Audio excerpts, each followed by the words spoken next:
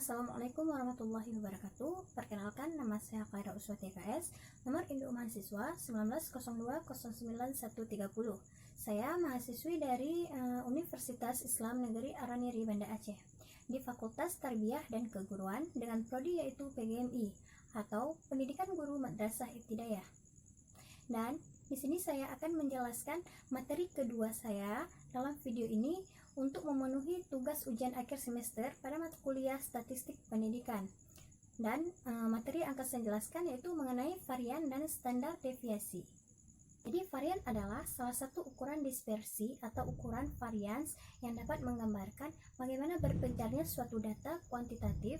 Varian yang selanjutnya akan menggunakan simbol-simbol karena pada umumnya kita hampir selalu berbuat dengan sampel atau jarang sekali berkecimpung dengan populasi.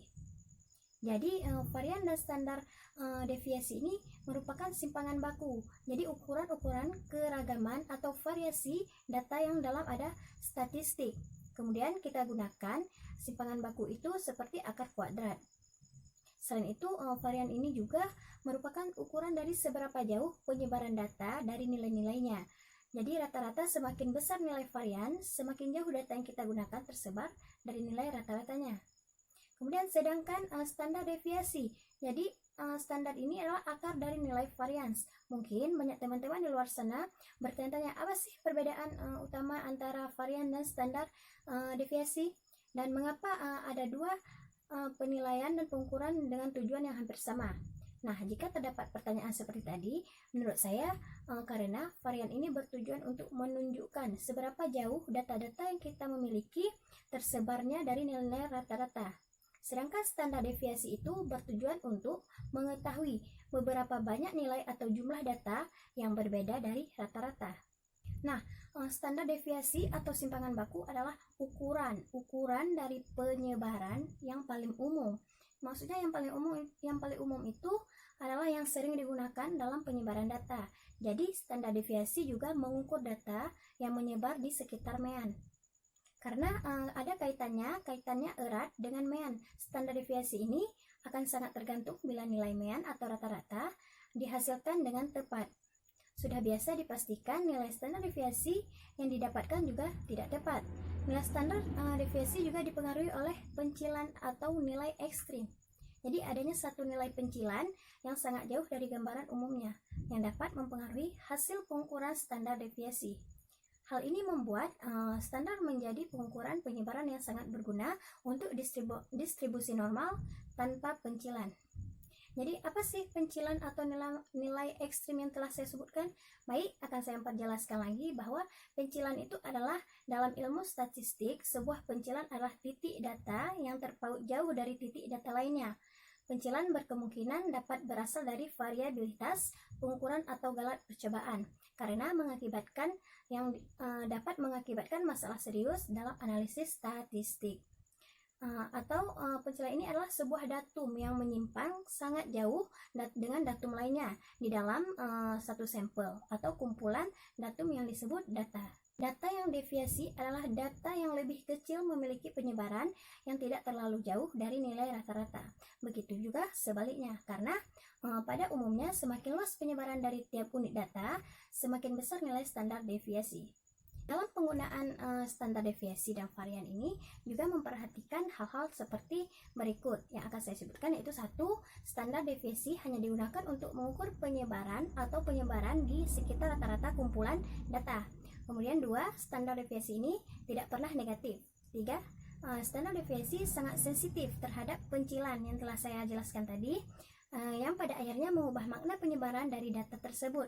Keempat, untuk data dengan rata-rata yang kurang lebih sama, semakin besar penyebarannya, semakin besar standar deviasinya. 5. Jika semua kumpulan data sama, simpangan baku adalah 0. Maksudnya karena setiap nilai sama dengan rata-rata. Jadi yang selanjutnya, saat menganalisis data yang berdistribusi normal, standar deviasi ini digunakan bersama untuk menghitung interval data. Jadi rumus varian dan standar deviasi yaitu ada data tunggal populasi dan sampel. Standar deviasi populasi dan standar deviasi sampel memiliki rumus data tunggal populasi, yaitu varian kuadrat sama dengan sigma I, atau yang dimulai dari 1 sampai jumlah data. X dikurang rata-rata populasi dipangkat 2 dan dibagi N. Jadi N di sini adalah huruf besar, yaitu jumlah data populasi.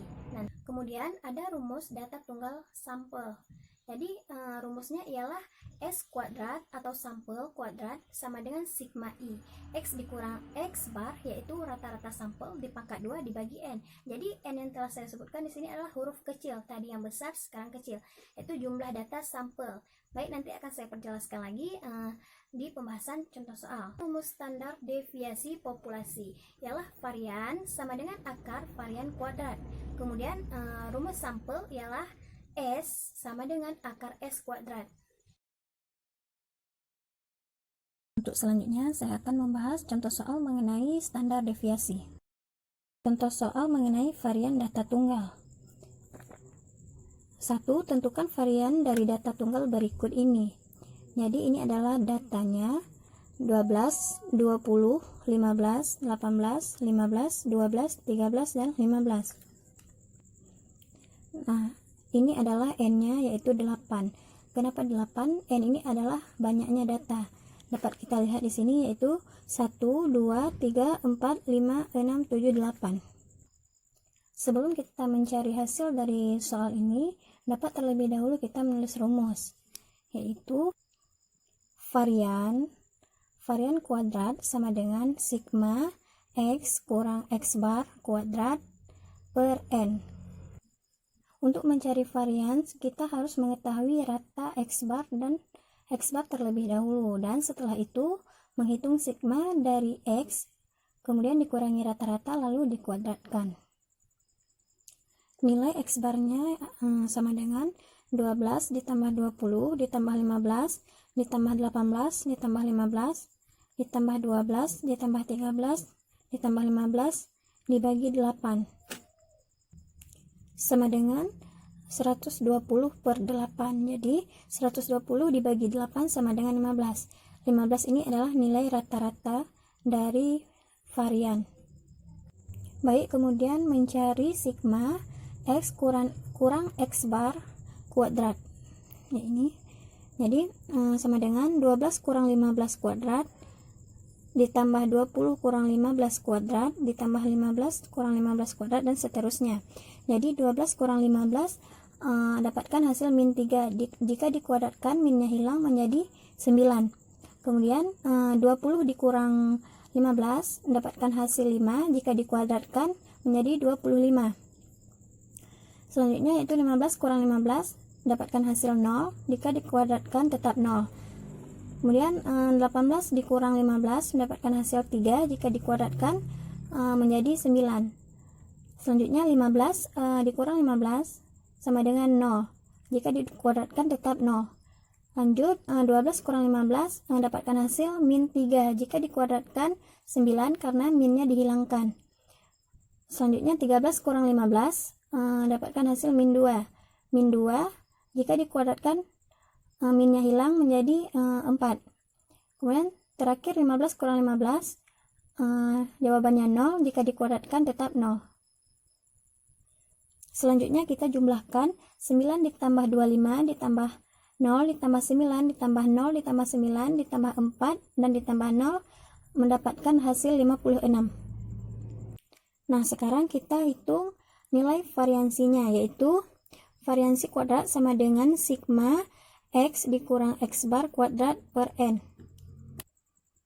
Kemudian variansinya diturunkan, variansi kuadrat diturunkan sama dengan 56 per 8. Dari mana 56? 56 ini dari hasil sigma yang telah kita tentukan tadi di atas. Kemudian N ini adalah banyaknya data yang telah kita hitung tadi, 12, 20, 15, 18, 15, 12, 13, dan 15. Jadi data ini ada 8. Nah, selanjutnya kita bagikan 56 dibagi 8 mendapatkan hasil 7. Jadi nilai variansi data tunggal di atas yaitu 7.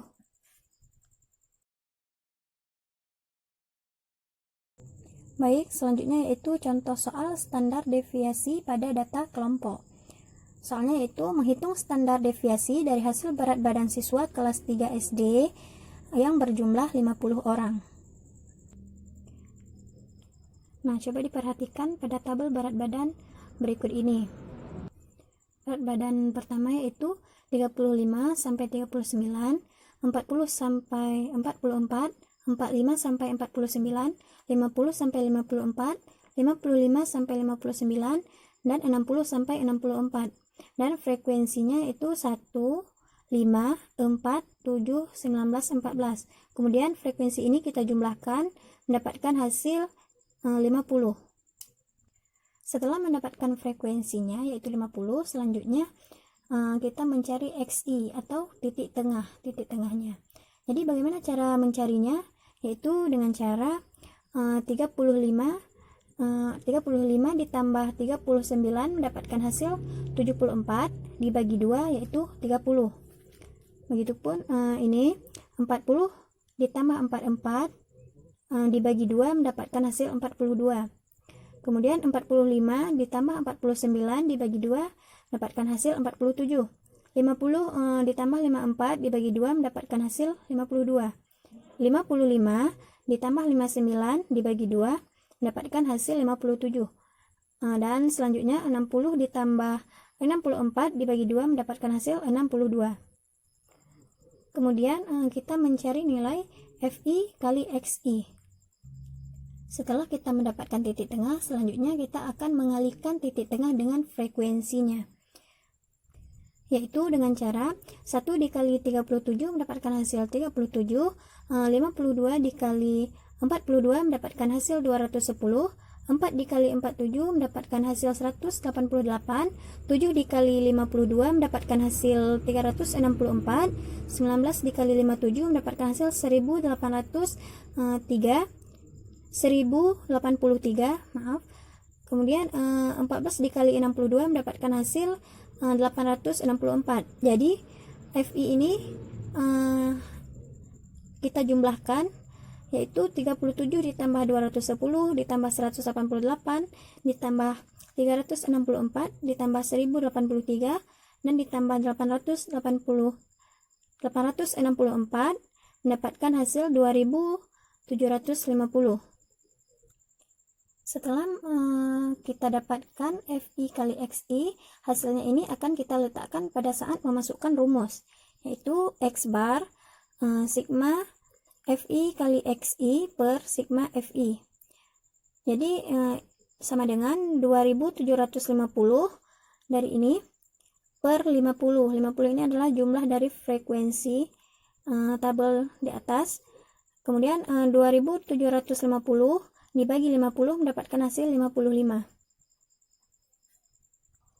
Setelah mendapatkan nilai X barnya yaitu 55, kemudian kita akan mengurangkan XI yaitu dengan titik tengah seperti dengan cara yaitu kita kurangkan dengan cara 37 dikurang 55 mendapatkan hasil min 18. Karena ini data kelompok, kita tidak perlu meletakkan minnya, jadi kita hapuskan dan kita hilangkan saja minnya. Kemudian 42 dikurang 55 min 13, tidak perlu, jadi kita tulis 13 saja. Kemudian selanjutnya 47 dikurang 55 min 8. Selanjutnya min 8 ini tidak perlu kita tulis min, jadi kita hapuskan. Kemudian 52 dikurang 55 min 3. Jadi minnya tidak usah kita buat dan kita hapuskan. Selanjutnya 57 dikurang 55 mendapatkan hasil 2.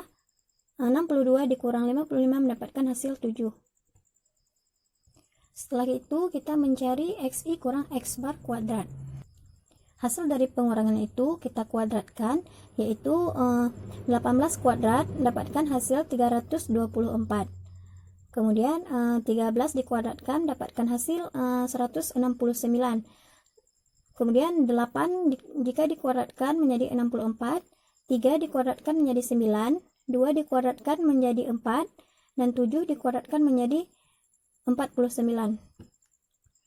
Kemudian hasil pengurangan X bar ini kita kalikan menjadi FI XI kurang X bar kuadrat. Jadi bagaimana cara mencarinya, yaitu frekuensi dikalikan dengan 300 dengan X bar hasil kuadrat tadi. 1 dikali 324 tetap, yaitu 324. Kemudian 5 dikalikan dengan 169 dapatkan hasil 845. Kemudian 4 dikalikan dengan 64 dapatkan hasil 256. 7 dikalikan dengan 9 dapatkan hasil 63. 19 dikalikan dengan 4 dapatkan hasil 76. Selanjutnya 14 dikalikan dengan 49 dapatkan hasil 686. Nah, barulah kita jumlahkan. Jadi 324 ditambah 845 ditambah 256 ditambah 63 ditambah 76 ditambah 686 mendapatkan hasil 2250. Langkah selanjutnya yaitu kita menghitung standar deviasi dengan rumus, yaitu simbolnya atau dapat kita buat SD, standar deviasi akar sigma FI XI kurang X bar kuadrat per N sama dengan 2250 per 50 diakarkan mendapatkan hasil akar 45. Jadi akar dari 45 ini sama dengan 6,71. Jadi hasil dari menghitung standar deviasi berat badan siswa kelas 3 yang berjumlah 50 orang mendapatkan hasil 6,71.